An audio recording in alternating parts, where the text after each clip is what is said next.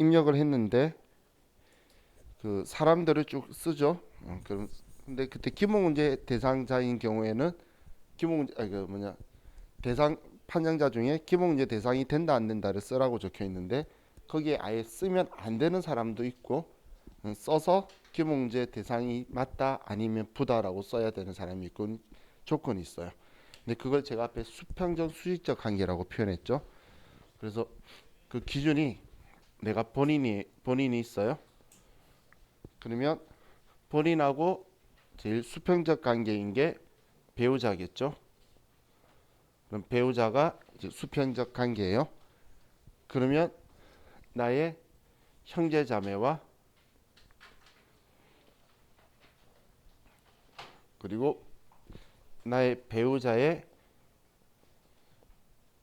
형제 자매는 전부 다 우리 기본문제 대상자의 범위 속에 들어오는 거예요.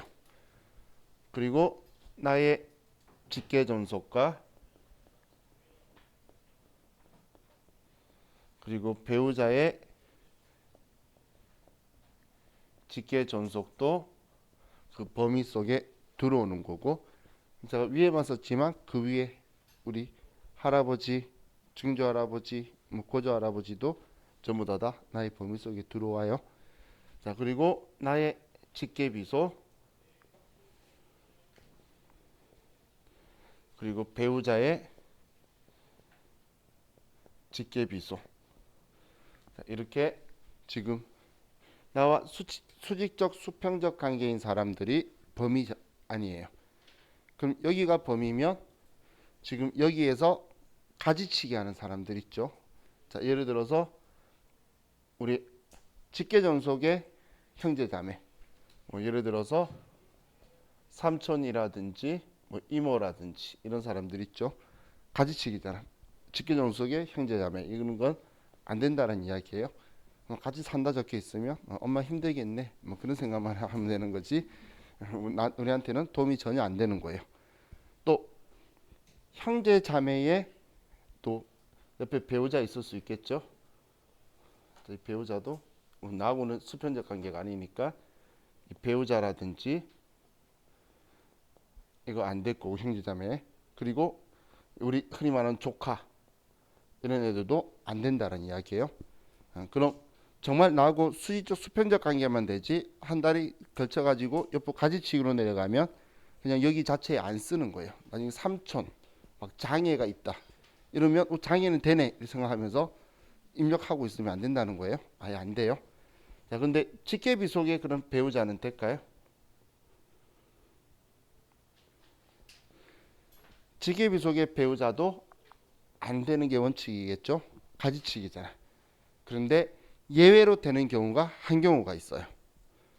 예외로 되는 경우에 전제 조건이 뭐냐면 첫 번째 나의 이 직계비속이 첫 번째 장애가 있어야 돼요. 장애가 있고 이 장애가 있는 상황에서 이 직계비속의 배우자도 장애가 있다면 이 두 개가 다 성립이 되고 내가 우리 집에 데리고 산다면 이거는 기본문제 대상자에 들어온다는 이야기예요. 자, 이런 경우가 어떤 경우냐면 예를 들면 이런 거예요. 뭐 우리 아들이 갑자기 앞을 못 보게 되었어요. 그럼 이제 맹인학교에 가서 교육을 시켜야 되겠죠. 그럼 장애인 특수교육을 시켜러 갔는데 거기에서 좋은 이제 여자를 만났어요. 그러면 이제 그 배우자도 앞에 같이 못 보면 장애가 있죠. 그 둘을 전부 다 우리 집에서 내가 다 양육한다면 그 배우자도 내가 부양하고 있다라고 봐야 되겠죠. 이게 방금 우리가 입력할 때에 4번을 제가 직계비속 쓰라 그랬는데 5번이 4번 외에 적혀 있는데 그 5번이 이거예요. 5번이 우리 입력할 때 보면 4번 외라고 적혀 있는 5번이 있죠. 그게 지금 이 경우예요. 어떤 상황인지 어떤 경우인지 이해가시죠? 그럼 4번 써야 되겠죠. 그냥 직계비속 있으면. 근데 이걸 잘못 생각해서 장애가 있고 장애가 있으니까 장애가 있고 장애 있을 된다. 그건 아니에요. 직계비속만 여기만 이야기를 하고 있는 거예요. 그래서 입력할 때에 삼촌 한 번씩 나와요. 이모도 나오고 고모도 나오고 그런 사람은 뭐 뒤에 있는 조건 볼 필요 없이 삼촌 바로 줄 꺼버리면 돼요. 그죠? 근데 이제 며느리 적혀 있어요. 그러면 한번 들여다봐야 돼요. 그럼 아들이 장애가 있는지 보고 며느리도 장애가 있으면 되겠구나. 이게 제일 어렵게 내는 경우겠죠. 우리 부양가족 명세에서는. 그래서 그 부분만 여러분들 체크하시면 될 것 같아요. 자, 그럼 이제 우리 사원 등록에 대해서는 저와 같이 이야기를 했고, 이제 다음 페이지 486페이지에 와서 이제 급여자로 입력을 할 건데, 자, 이걸 위해서 또 어제 이야기했던 거 한번 생각을 해볼게요.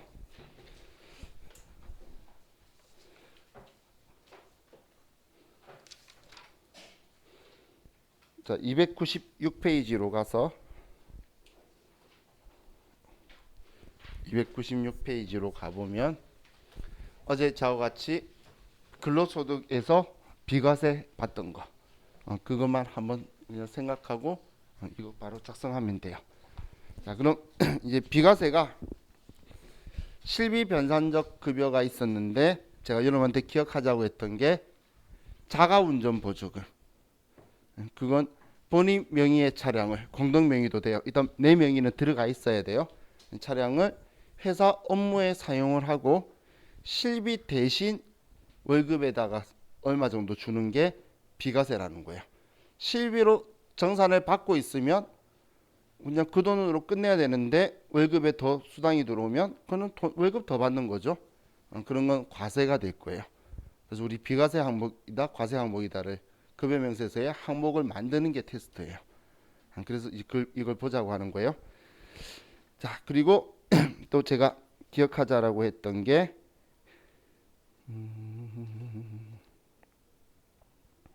제 눈에 팍 안 들어와 갑자기.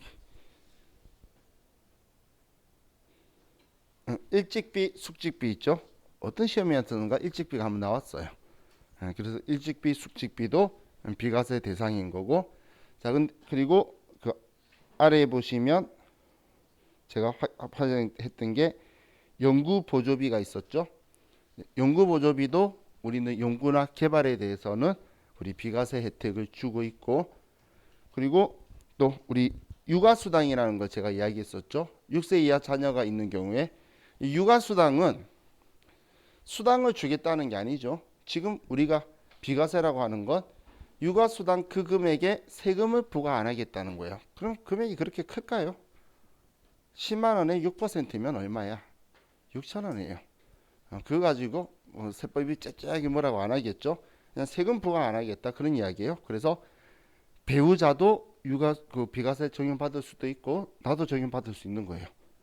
그런데 우리 이 앞에 했던 부양가족은 배우자도 받고 나도 받으면 안 돼요. 둘 중 한 명이 받는 방식이에요. 그런데 지금 이 육아수당은 가끔씩 문제에 배우자가 받고 있대. 그거 상관없는 거예요.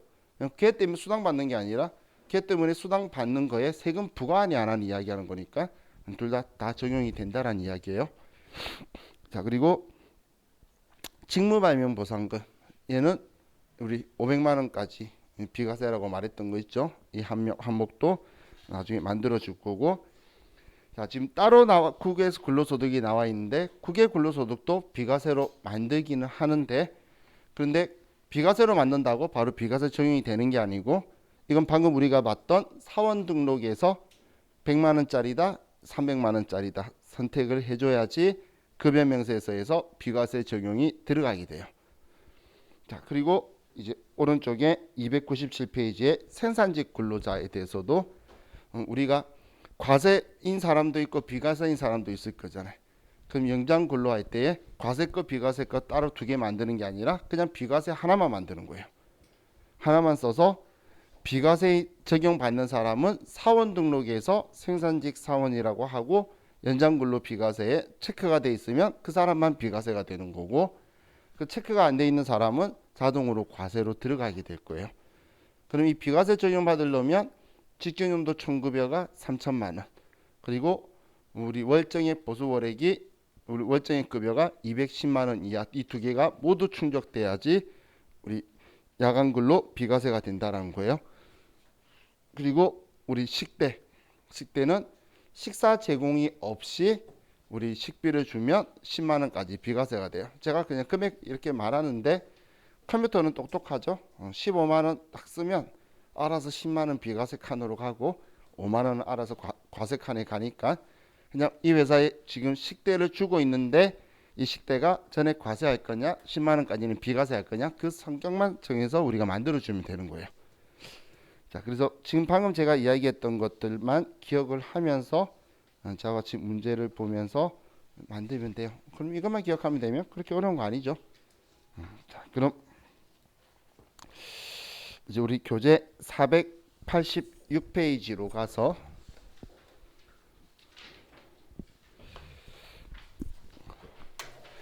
기본 예제가 문제가 별로 안 좋아요.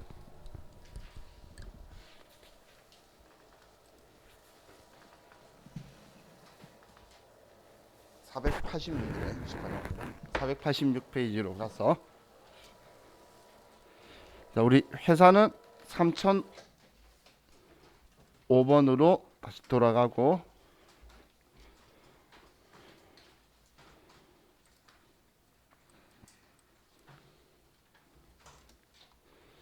자, 급여 자료 입력에 대해서 나와 있는데 지금 다음 페이지에 적혀 있는데 문제가 식대, 직계수당, 연장, 야간, 근로, 월차 수당 적혀 있는데 그런데 얘가 과세, 비과세에 대한 정보가 아무것도 안 적혀 있죠. 그죠?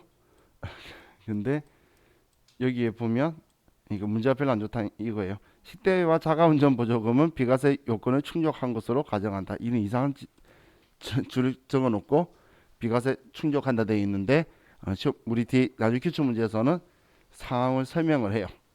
그럼 그 상황을 보고 우리가 판단을 하는 거예요.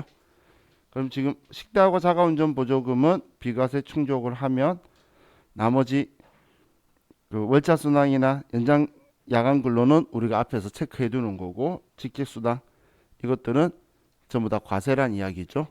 그걸로 가지고 이 사람들 줄 건데 1월, 2월, 3월, 4월이 없죠. 7월이 없고 그리고 또 12월이 없죠. 그 달은 다음 페이지 넘겨보시면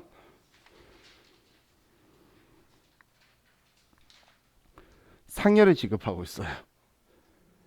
상여 지급한다고 여기 상여 없는 달 이렇게 적혀 있는 거예요. 자, 그럼 우리 먼저 급여 자료 입력 메뉴로 가서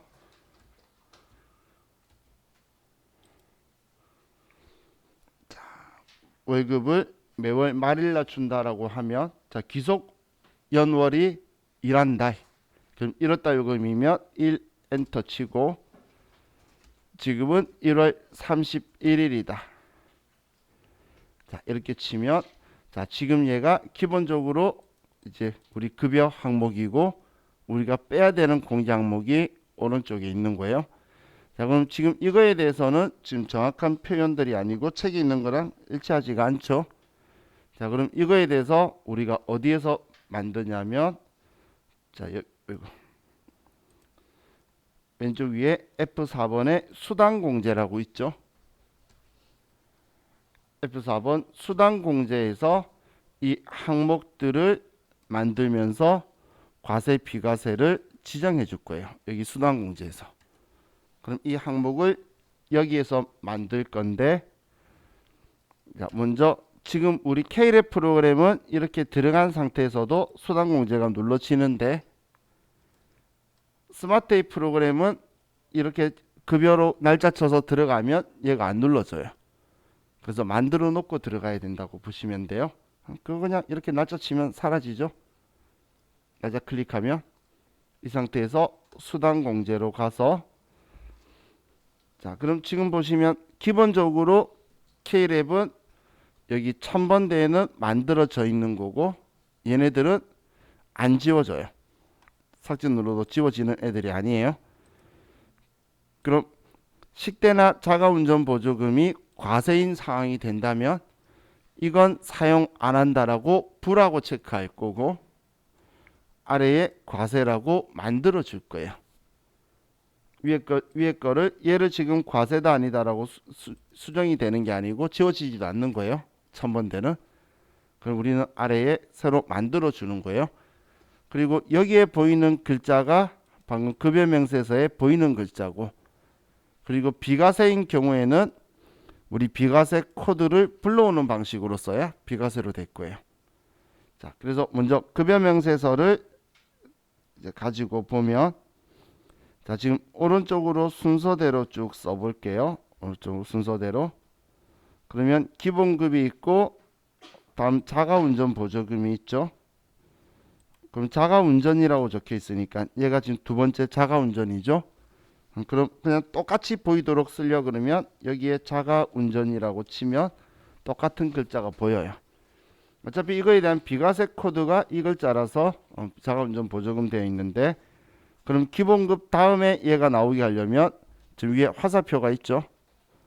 얘를 위쪽으로 올리면 기본급 다음에 얘가 보이겠죠. 다음이 연장 야간 근로가 있죠. 이게 야간 근로 수당이 연장 야간 근로고, 사원 등록에서 생산직 연장 근로 비과세 체크된 사람만 되는 거예요.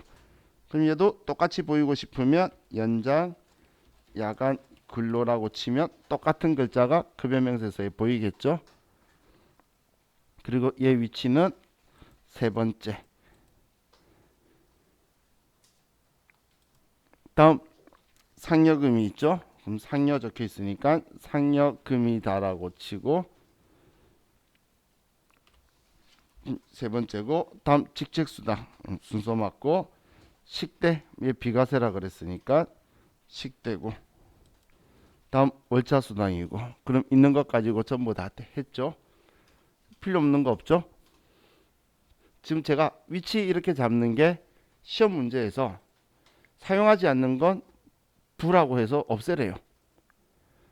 그러면 쓰는 거 안 쓰는 거 찾으면서 왔다 갔다 하면 화면 기준도 힘들고 우리 문제 기준 찾아도 헷갈려서 복잡해서, 저는 지금 위치 왔다 갔다 하는데 꼭 이렇게 똑같이 만들어야 되는 건 아니에요. 근데 저는 순서 맞추는 건 나중에 기출 문제 풀다 보면 제가 왜 이 짓 하는구나 라는 거 알 거예요. 왜냐면 쓰는 것만 위로 올려놓고 밑에 거 쫙 다 불어 해버리면 그게 훨씬 더 빠른데, 얘가 쓰는지 안 쓰는지 계속 가로로 보면 라인도 못 맞추겠고 저는 힘들더라고요. 그래서 그냥 조정하는 거고, 월정액 또 매월 정기적으로 나가는 거냐 부정기적으로 나가는 거냐, 이게 이제 보수월액을 결정하는 데 나오기 때문에 쓰는 건데, 문제에서 아무 말 없으면 신경 안 써도 되고, 언급이 있으면 어떤 거는 어떤 것만 월정액이고 나머지는 부정기다 그러면 전부 다 부정기로 뒤집어 주는 거예요. 문제에서 말을 할 때만. 그럼 지금은 쓰는 것 전부 다 남아 있고, 다음 이제 공제 내용 있죠. 공제가 건강보험 국민연금은 있고 나머지는 자동 반영되는 거 쓰라고 적혀 있네요. 자동으로 입력하면, 월급 입력하면 나와서 그래요. 그럼 지금 여기에 나오는 항목들이 있죠. 근데 여기에 학자금 상환이 적혀 있죠. 지금 우리 문제에 적혀 있는데 학자금 상환은 여기 여라고 되어 있어도 안 나와요.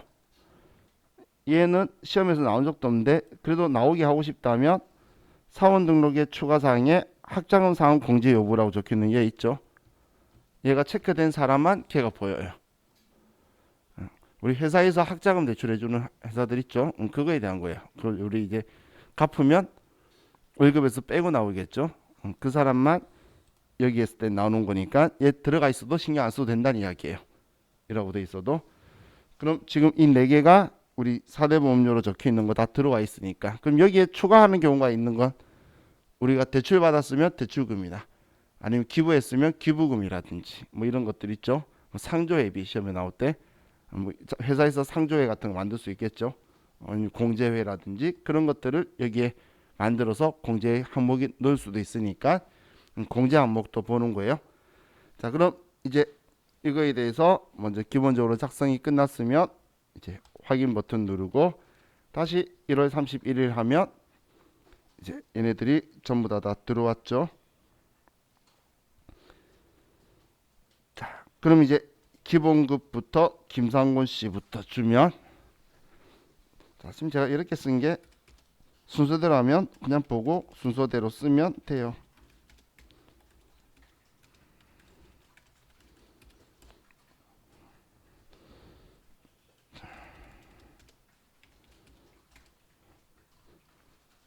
나머지는 자동 반영되어 있는 게 자동으로 나온 1월 달만 쓰세요. 이렇다면 장종민도 쓰시고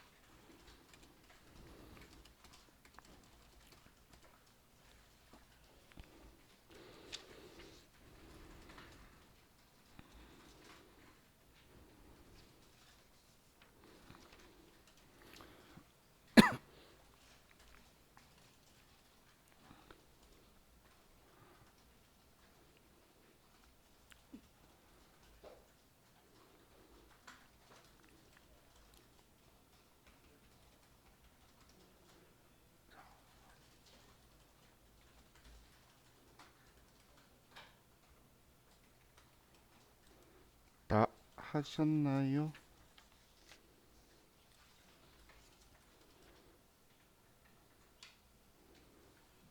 다 하셨죠? 자, 시험에서는 여러 달을 쓸 일이 없어요. 한 달만 써요. 진짜 많이 쓸 때 어쩌다 한 번씩 두 달 쓸 때가 있어요. 그렇게 많이 쓸 일 없어요. 그래서 자, 우리 한 방에 제가 복사해버리고 상여 주는 달만 들어가서 상여금 넣을게요. 그래서 자, 위에 지급일자라고 있죠.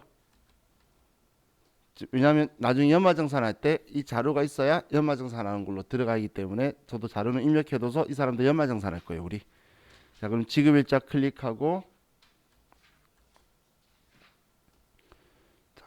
여기 들어오셨나요? 다 들어오셨죠? 자, 그럼 아래에 우리 다중복사라고 있죠? 다중복사 클릭하시고 귀속을 1 엔터, 12 엔터, 1번 당월 이렇게 치시고 여기까지 쓰셨나요? 하였으면 복사 처리하시겠습니까? 예 하면 이거 12월달까지 치고 있으면 저는 복사도 귀찮더라고요. 그래서 자, 그럼 일단 이렇게 집어넣었어요. 근데 지금 우리 다음 페이지 넘겨보면 이제 상여금이 있죠. 지금 4월, 7월, 12월 상여금을 집어넣어야 돼요. 그죠? 그러면 일단 4월 달로 가서 4월 30일 날 자, 우리 지금 이 부분을 보세요. 자, 우리 KLF 프로그램은 급여다, 상여금이다, 급상여 준다 이런 걸 선택 안 하고 상여가 있어도 상여 칸이 비어 있으면 급여라 되어 있죠. 그런데 상여금에 지금 김상구 씨 상여금이 200만 원이면 여기 200만 원이라고 쓰면 급여라는 글자가 급상여로 바뀌어요. 그럼 따로 급상여다, 상여다라고 구분 안 해도 컴퓨터가 이거 알아서 맞춰서 할 거니까 자, 이것만 우리 지금 장정민은 180만 원이네요. 왜 190을 안 주고 남춘길은 160이고 찰스는 140이고 자, 근데 찰스는 무슨 이유인지 모르겠는데 여기는 또 건강보험료가 안 적혀 있다. 그죠?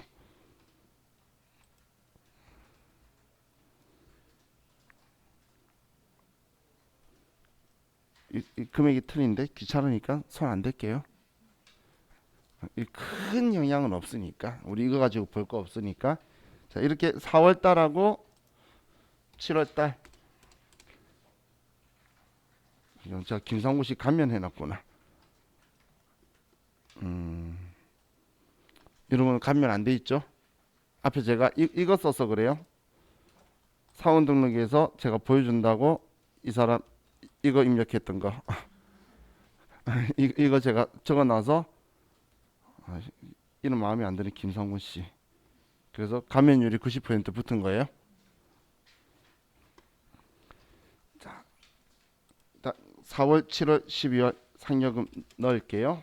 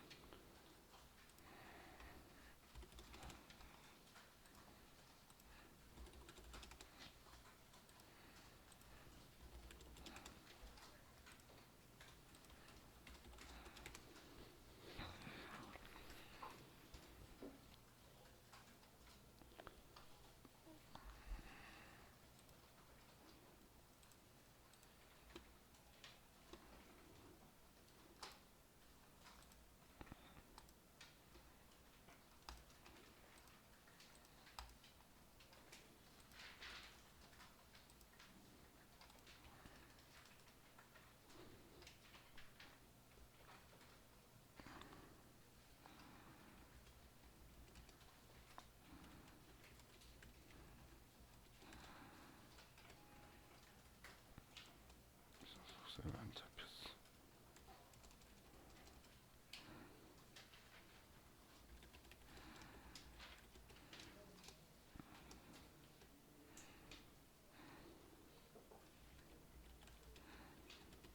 자, 일단 지금 여기에 이 사람 걸 넣은 이유는 우리가 이 사람들을 넣은 건 뭐 큰 데이터 때문이 원하는 게 아니고, 자, 우리 근로소득세 확정 신고하는 게 연말정산 추가 자료 입력이에요. 그래서 여기에 들어갔을 때에 지금 여러분들이 전체 사원 클릭을 한번 해보시면 우리 모든 직원이 불러와질 건데, 지금 여기에 이제 나의 이 사람들의 결정세액이 산출이 되는데, 지금 현재까지 우리가 입력한 게 지금 이 사람 김상곤 씨가 4,560만 원에 총 1년간 돈을 받았는데, 근로소득공제에서 우리 이야기했던 거 있죠. 500 이하는 뭐 70%고, 그걸 빼고 우리 방금 기본공제했던 거 3사람당 본인 포함해서 150, 부양가족이 3명이니까 450, 추가 공제 이런 거 빼는 거예요. 그리고 건강보험료 같은 거 납부하면 소득공제로 빼요. 지금 이게 마지막 목표가 지금 이 사람이 결정세액이 얼마다라는 거 있죠. 그럼 지금 우리 화면 아래쪽에 보면 이 사람이 지금 세금 이만큼 내야 되는데 원천징수 당한 게 이만큼이니까 이만큼 더 내라, 이런 식으로 나오는 거예요. 그럼 지금 이 결정세액이 중요한 거죠. 그럼 지금 나중에 이제 이 사람에 대해서 연말정산을 하면 이 결정세액이 줄어들어요. 그러다 내야 될 돈이 0인데 이만큼 냈으면 이 돈 다 돌려받는 방식으로 이제 점점 바꿔갈 거예요, 나중에. 그것 때문에 지금 우리가 입력한 거니까 뭐 금액 어디가 틀린데 이런 거 심란하게 생각하실 필요 없어요. 자, 그래서 바로 우리가 이걸 느껴볼 수 있게 그냥 급여자료 입력으로 바로 갈게요. 그래서 525페이지로 갑시다. 급여자료 입력 보는 게 여러분 느낌 훨씬 더 많이 오니까.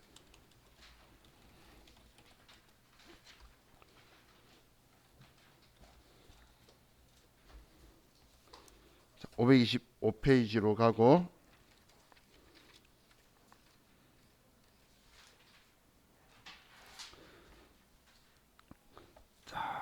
회사는 코드는 275번.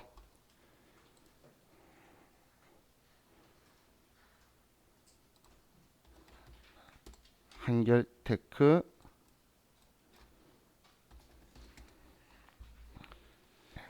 자,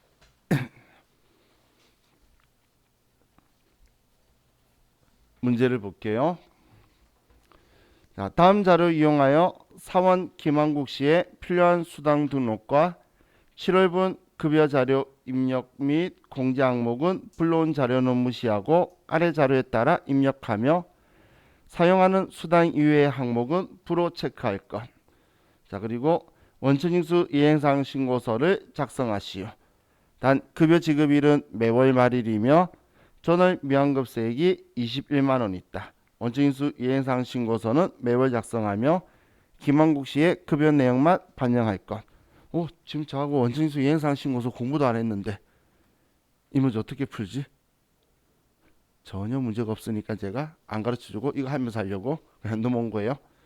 자, 걱정 안 하셔도 된다는 이야기예요.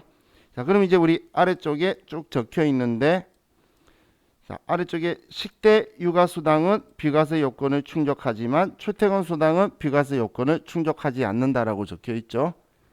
자, 그럼 지금 쭉 항목이 있는데 지금 식대하고 육아수당만 비과세란 이야기고 나머지는 다 과세란 이야기죠.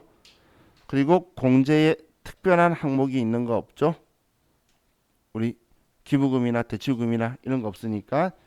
자, 그럼 이제 먼저 첫 번째 우리 급여자료 입력으로 가서 수당공제를 먼저 들어가고 수당공제. 자, 그럼 수당공제에서 자, 우리가 먼저 쓸게 월차 수당이 있죠. 자, 월차 수당 얘 그대로 쓰면 되니까 자, 월차 수당으로 위로 올리고,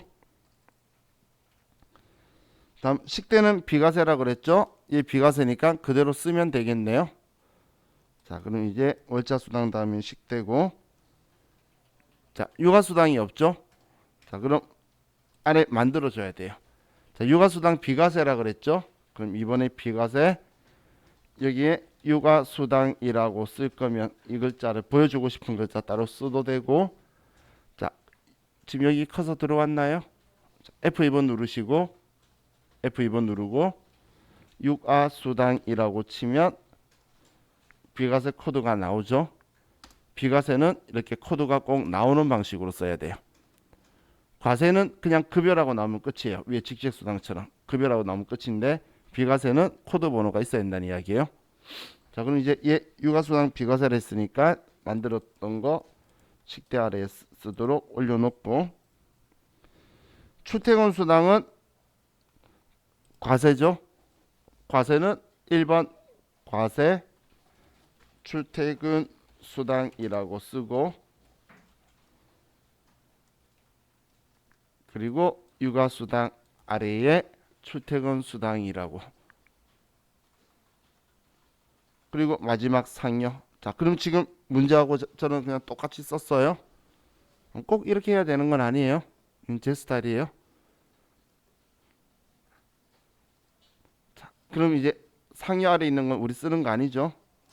그럼 전부 다 부라고 바꾸고, 지금 사용하지 않는 건 부라고 하라고 문제에서 말했잖아요.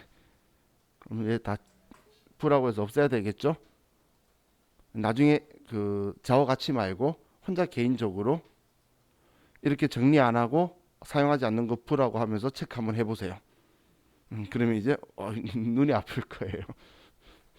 자, 그럼 이제 전기 부전기 이런 거 말 안 했으니까 이제 확인 버튼 누르고, 자, 급여는 7월달 급여고 급여 지급일은 매월 말일이다. 7월 31일.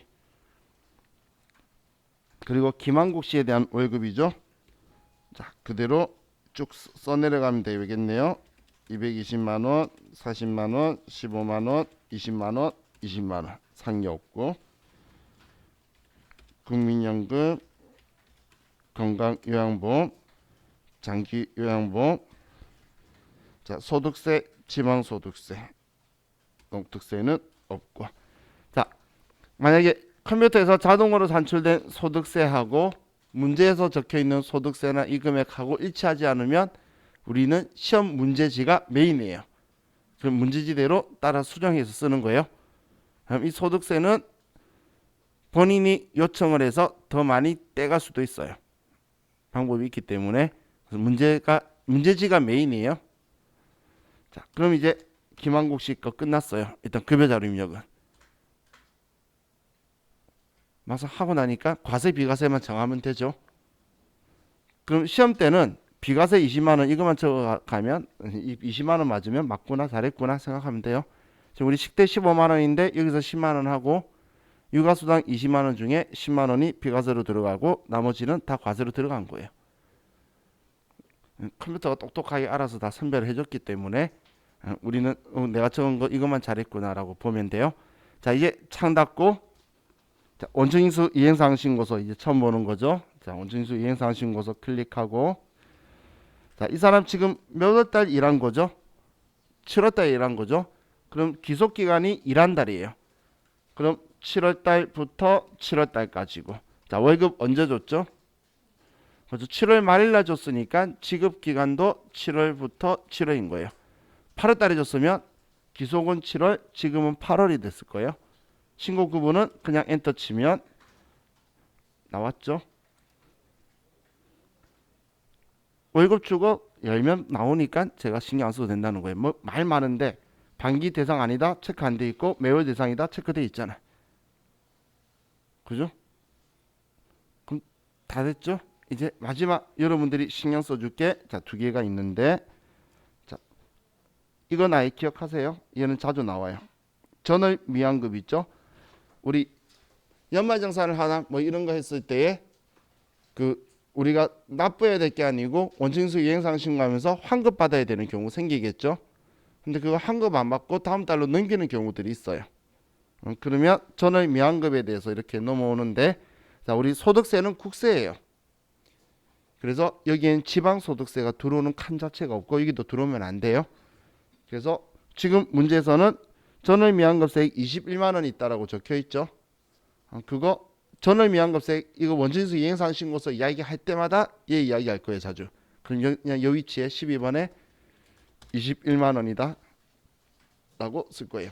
마치 제가 부가가치세 신고서 할 때 예정신고 미환급세액 21번에 넣으세요 말하는 것처럼 전월 미환급세액 12번에 넣으세요라고 이야기할 거예요. 근데 간혹 지방소득세가 포함되어 있으면 걔 빼고, 얘는 국세 서식이니까. 근데 일반적으로는 지금 얘도 이런 방식인 거예요. 21만 원 있었는데 21만 원 있는데 이번에 납부해야 되는 게 8만 1,400원이죠. 아니 8만 140원이죠. 그러니까 조정 대상이 21만 원에서 이거 빼고 또 이제 나머지 12만 9,820원을 그 다음 연도로 넘기겠다는 거예요. 그럼 또 그 다음 연도에는 이제 이 금액 20번이 12번에 가겠죠. 그 다음 연도에, 그 다음 달에는. 근데 만약에 얘를 환급 신청하고 싶다라고 하죠. 그러면 이 금액을 그냥 여기에 써주면 돼요. 환급 신청한다면 2월 안 시키고 이 금액을 쓰면 얘가 사라져요. 지금 얘가 129 860이다 이렇게 써서 얘를 우리가 환급 시켜버리고 끝내버릴 거란 이야기예요. 자, 왜 안 지워져? 자, 그렇게 하면, 자, 얘는 지금 저장 버튼은 없는데 시험에서 나오면 이제 여러분들은 창 닫으면서 저장을 해야 돼요. 창 닫으면서 저장하면 얘 끝이에요. 굳이 따로 열어서 설명할 게 없어가지고 제가 문제에서 바로 하려고 따로 말 안 한 거예요. 그냥 급여 명세서만 입력 잘 해놓으면 그거는 자동으로 들어오죠. 자, 다음. 자, 얘는 좀 옛날 스타일이었고, 자, 536페이지에 자, 이제 월급 많이 줄 거예요. 계속.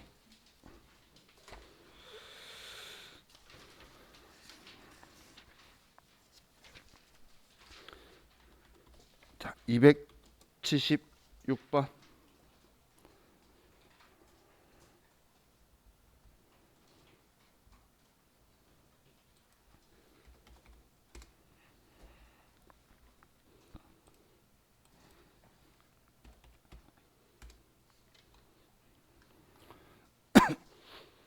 자, 준비되셨나요? 자, 문제부터 읽어볼게요. 다음 자료를 보고 영업사원 김대호의 필요한 수당 등록과 11월분 급여 자료 입력을 하시오. 자, 월급에 대한 부분이 쭉 있고 공제 내역이 있는데 사내 대출금도 있네요. 자, 우리 일반적으로 이렇게 적어놔요. 이 앞에 문제가 옛날 스타일이고. 자, 그럼 이번에 추가 자료 입력 및 요청 사항에 급여 지급일은 매월 말일이다.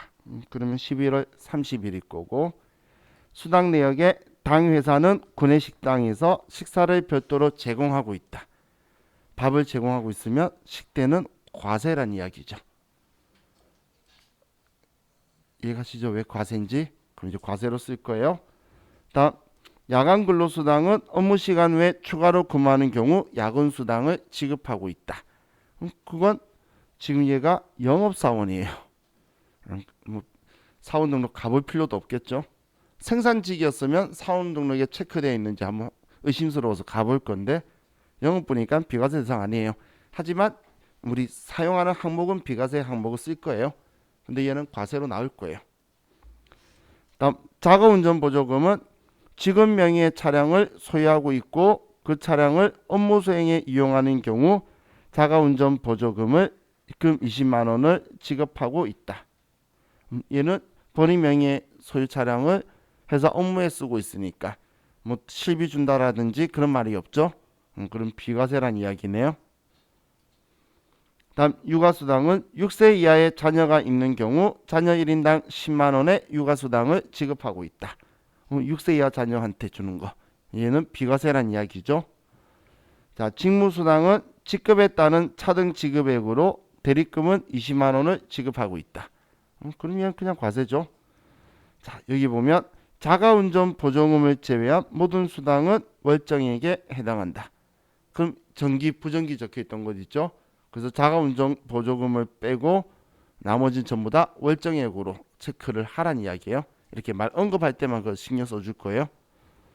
자, 공제 내역은 뭐 국민연금 얘네들은 전부 다 고지된 내역을 반영하였다고 얘 그대로 쓰면 되고, 사내대출금은 주택 구입 대출금에 대한 상한액이다. 만들어 줄 거고, 급여대장 작성 시 과세 여부를 판단하여 필요한 수당은 추가 등록하고 사용하지 않는 수당은 사용 여부를 모두 부로 변경하며 급여명세서에 제시된 항목 및 금액이 표시될 수 있도록 작성한다. 전부 다 보이도록 만들라는 거예요. 자, 이제 급여자료 입력으로 가서 수당공제로 가고,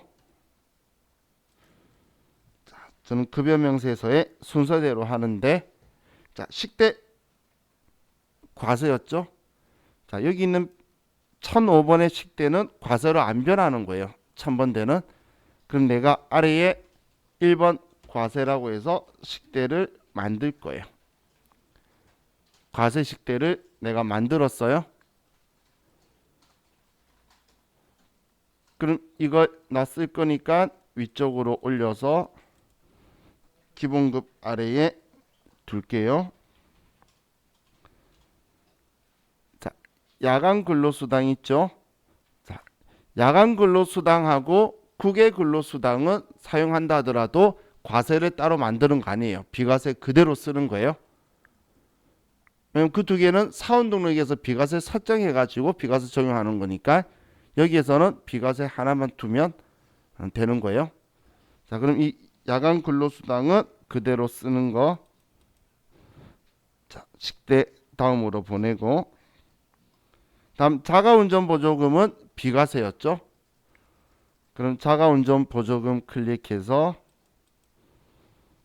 야간 근로수당 옆에 놓고, 자, 육아수당이 있죠.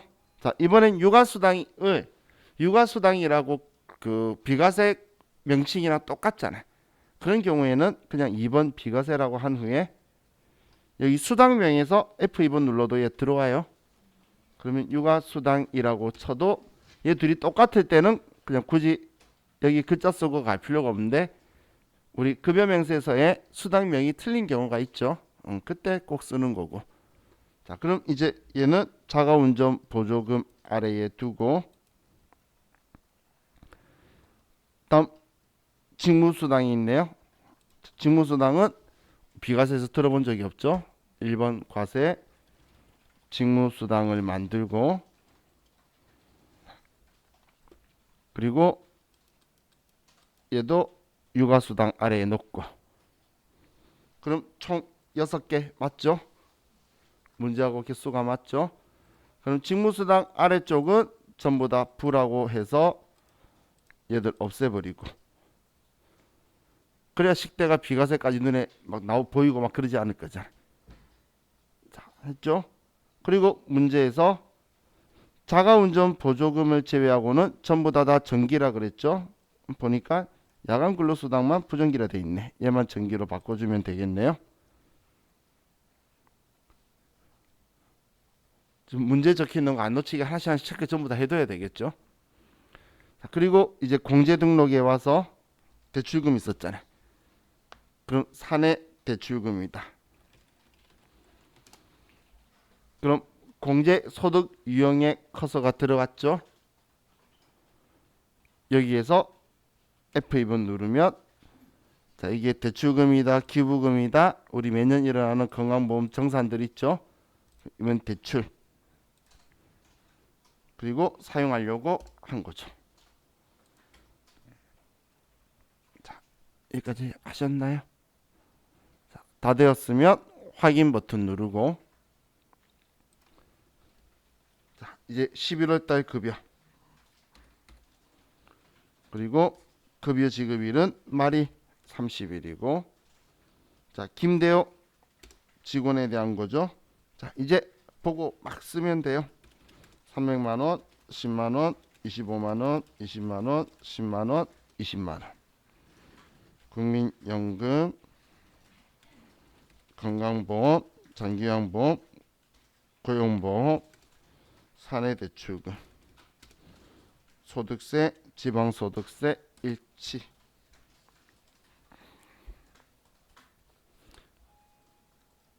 한번 정리만 딱 맞춰 놓으면 그냥 보고 쭉 쓰면 되니까 좀 편한 것 같죠? 이렇게 하면 이번 문제 끝이에요. 정말 이게 더 재밌죠? 아니 제 생각인가요? 그래서 여러분들이 안 빠뜨려야 돼요. 그래서 5점짜리인데 엄청 입력 많이 했죠? 그러면 한 개당 0. 몇 점이에요. 그렇기 때문에 지금 우리 일반 전표, 메인 매치 전표, 결산을 제외하고는 전부 다 부분 채점이에요. 그리고 입력하는 거 많으면 그냥 그 개수 나누기 n분의 1이라고 생각하시면 마음 편해요.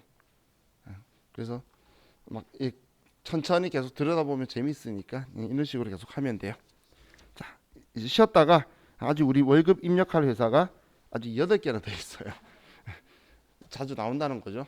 그래서 좀 쉬었다가 또 계속 입력하도록 할게요. 쉬었다 합시다.